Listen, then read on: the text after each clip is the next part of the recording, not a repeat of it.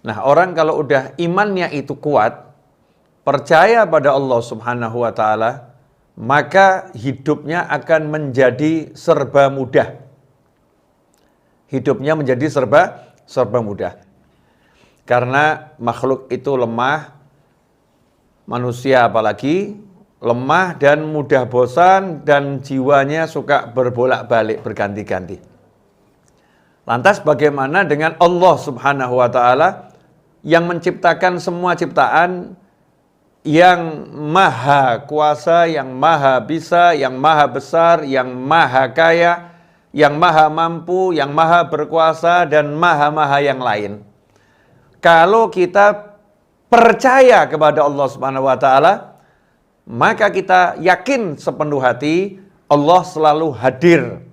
Gak pernah Allah tidak hadir. Allah selalu bisa, mustahil Allah gak bisa. Allah selalu kuasa dan maha kuasa, mustahil Allah itu lemah. Allah itu maha kaya dan maha mengayakan, mustahil Allah itu miskin. Allah itu maha pengasih, lagi maha penyayang, yang selalu menyayangi kita hamba-hambanya. Kalau percaya seperti itu, maka menjalani hidup itu mudah. Mudahnya bagaimana? Ala bidzikrillahi tatmainnul qulub. Ketahuilah sesungguhnya hanya dengan mengingat Allah Subhanahu wa taala, hati itu akan menjadi itminan, tenang.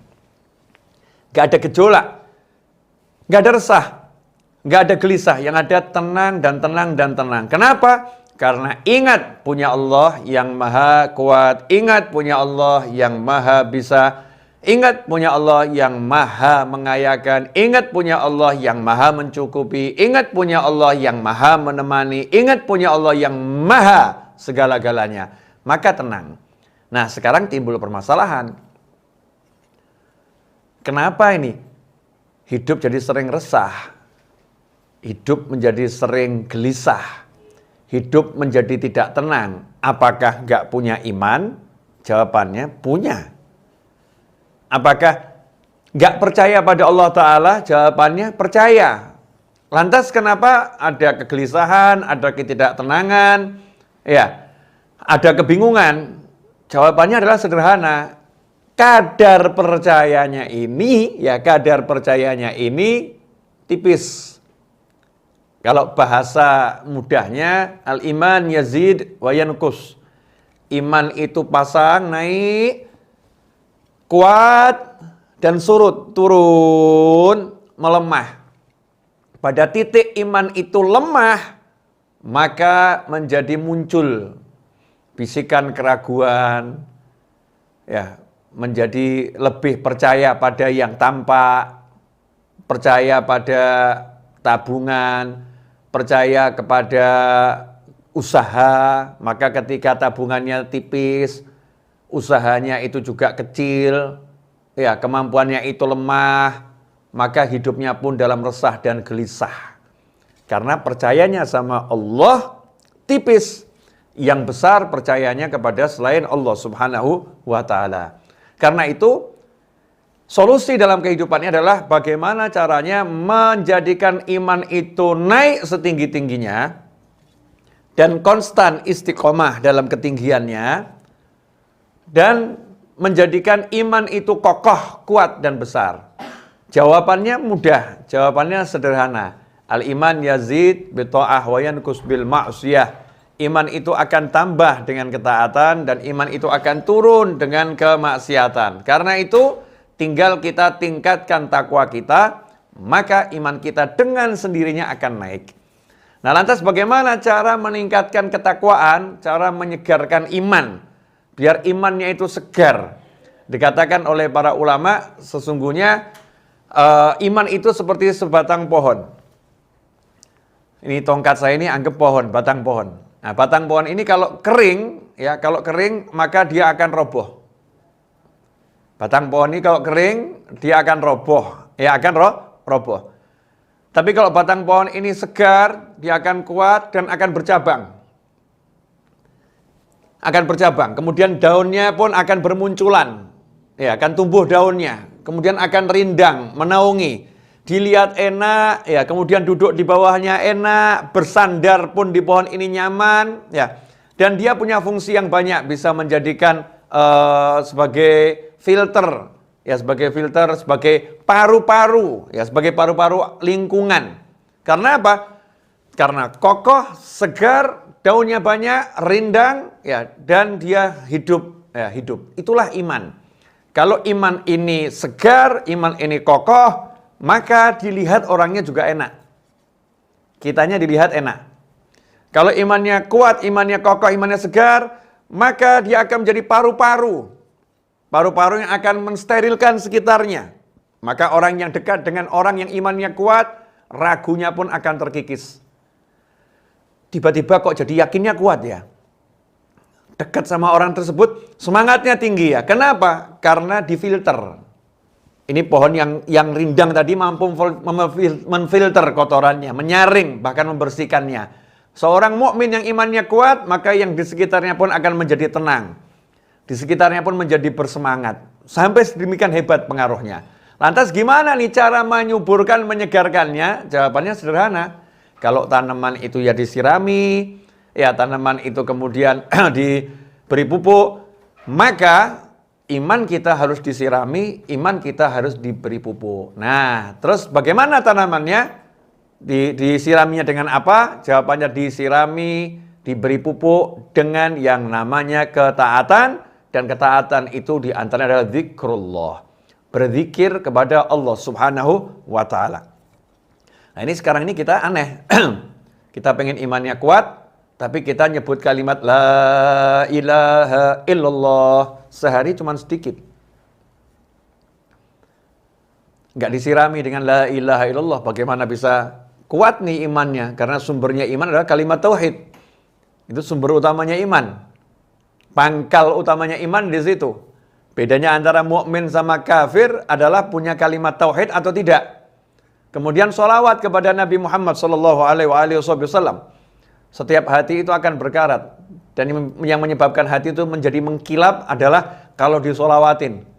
Ya, sholawat itu menjadikan hati mengkilap.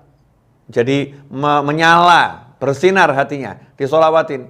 Maka kalau pengen hatinya itu bersinar, kemudian hatinya itu kokoh, yaitu perbanyak sholawat dan perbanyak mengucapkan kalimat tahlil. La ilaha illallah, la ilaha illallah, la ilaha illallah, la ilaha illallah, la ilaha illallah, la ilaha illallah. Kemudian disolawatin. Allahumma sholli ala sayyidina Muhammadin wa alihi wasallam. Allahumma sholli ala sayyidina Muhammadin wa alihi wasallam. Allahumma sholli ala sayyidina Muhammadin wa alihi wasallam. Solawat, ya, dan kalimat tahlil tadi akan menjadi pupuk sekaligus siraman yang mengokohkan iman. Kemudian zikir-zikir yang lain. Mengusir hama. Ini tanaman ini kalau nggak dijaga, hamanya akan datang juga habis. Dan hamanya untuk tanaman iman adalah dosa. Dan untuk mengusir dosa itu diantara dengan banyak istighfar. Ya, dengan banyak istighfar. Astagfirullah, astagfirullah, astagfirullah. Ya, dengan kesungguhan minta ampun sama Allah SWT. Astagfirullah, astagfirullah, astagfirullah. Istighfar sebanyak mungkin. Ini kalau kita lakukan istighfarnya jalan, sholawatnya jalan, kalimat tahlilnya jalan, maka hati kita akan segar. Hatinya segar.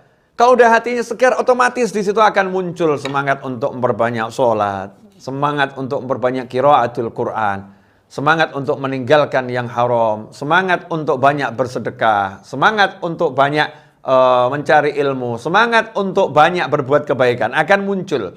Kalau dari sumbernya sudah dibuat segar. Ikhwani rahimakumullah. Karena itu banyak ulama menyusun rangkaian-rangkaian zikir sebagai formula kesehatan hati, ya, formula kesehatan jiwa. Kalau dalam dunia para habaib, maka di situ kita banyak mendengar istilah rotib. Ada rotibul haddad, ada rotibul attas. Rotib yang dibaca di waktu malam, selepas matahari tenggelam. Bisa dibaca habis maghrib, bisa dibaca habis isya. Ya, entah di antara maghrib dan isya, atau ba'dal isya, boleh membacanya. Sudah dikumpulkan kumpulan-kumpulan zikir yang akan menjadi formula yang buat hati ini sehat, hati ini segar. Kemudian kita juga mengenal wirid, rangkaian-rangkaian zikir yang lebih panjang. Ya, lebih panjang, lebih banyak jumlahnya, aneka ragam isinya. Biasanya dibaca diantaranya di pagi hari seperti Wirdul Latif, kumpulan dari zikir-zikir nabawi yang dibaca di pagi hari. Kalau kita amalkan itu, Wirdul Latif dibaca, Rotibul Haddad dibaca, Rotibul Atos dibaca, tiap hari kita istiqomah, minimal kita sudah punya santapan dasar untuk kesehatan, nutrisi utama untuk kesehatan hati. Hatinya akan segar, ya, hatinya akan segar. Orang yang hatinya segar itu dilihat enak orangnya. Ya, dilihat orangnya enak karena hatinya segar. Tapi kalau hatinya layu, kita tahu pohon kering itu dilihat ya gak enak. Dilihat yang hijau asik. Pohonnya kering ya dilihat gak cakep. Seperti kalau mungkin Anda lagi di Jepang. Masya Allah, itu di Jepang itu ada tanaman yang berbunganya setahun sekali kalau saya nggak salah. Begitu Mas Eto ya. Sakura itu setahun sekali. Ketika kering itu ya kurang menarik. Apa ini pohon kering? Nggak ada apa-apanya. Tapi begitu tiba bulannya, tiba-tiba Masya Allah muncul bunganya. Semua orang itu rasanya pengen berangkat ke Jepang hanya untuk nonton sakura itu. Dikasih fotonya, lain nih foto ini. Beda itu kalau di sana, wah nuansanya, rasanya, kena sepoi-sepoi anginnya, aromanya, lihat warnanya yang pinknya itu lain, beda. Sakuranya cakep itu, harus di sana lihatnya. Sampai seperti itu. Nah, itu baru pohon. Nah, begitulah orang soleh.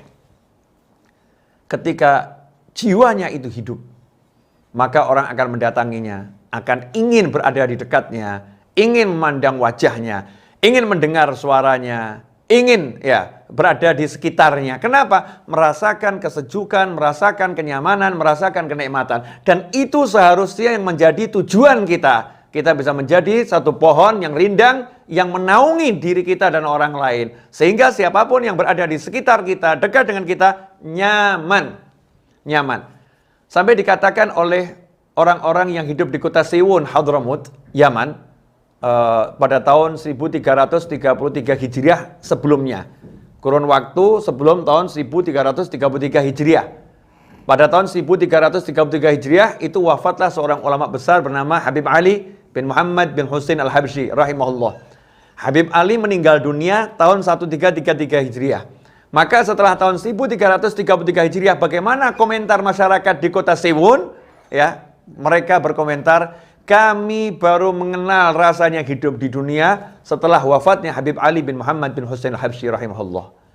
Kami baru merasakan hidup di dunia setelah wafatnya Habib Ali. Artinya saat Habib Ali masih hidup tidak merasa hidup di dunia. Kenapa begitu? Dunia itu tempatnya orang keluh kesah, dunia itu tempatnya orang susah, dunia itu tempatnya orang merasakan yang gak enak. Tetapi saat ada Habib Ali, maka mereka semua tidak merasakan yang gak enak. Yang gak enak itu diredam sehingga rasanya gak ada. Mengalami yang gak enak, tapi tidak merasakan semuanya itu. Kenapa gak merasakan? Ya tadi, karena ada kesegaran hati seorang waliullah yang bisa membius hati yang lain. Sehingga semua beban itu terasa ringan. Tidak ada beban dalam kehidupan. Ikhwani rahimakumullah. Bayangkan kalau kita bisa menjadi pribadi tersebut. Kalau nggak bisa untuk satu negara, ya satu provinsi. Nggak bisa satu provinsi, kita bisa untuk jadi satu kota madya kabupaten. Nggak bisa satu kabupaten, ya minimal kita bisa jadi satu kelurahan. Satu kelurahan nggak bisa, satu kecamatan ya. Satu kecamatan nggak bisa, satu kelurahan. Satu kelurahan nggak bisa, ya udahlah satu RW. Satu RW nggak bisa, ya udahlah satu RT. Satu RT nggak bisa, ya udahlah satu rumah. Kita bisa menjadi pribadi yang membuat orang yang tinggal dengan kita seisi rumah merasakan seperti tidak hidup di dunia. Sehingga kalau kau dari rumah heran dengar orang kok keluh kesah, mendengar orang kok cari penghidupan itu berat, mendengar orang itu menjadi hidup kok susah. Tapi ketika berada bersama kita, mereka nggak merasakan semua itu. Kenapa ya? Kami nggak merasakan yang dirasakan orang-orang itu. Jawabannya adalah, kamu hidup bersama siapa? Kamu tinggal bersama siapa? Di sekitarmu ada siapa? Nah itu pengaruhnya orang yang soleh. Ya pengaruhnya orang yang soleh. Bayangkan kalau di suatu wilayah muncul manusia yang seperti ini sebanyak mungkin, maka gejolak apapun yang terjadi akan teredam dengan kesolehannya tersebut. Dan itulah yang dibangun oleh para aulia wassolihin, yang dibangun oleh para wali. Jadi para wali itu membangun dirinya untuk masyarakat.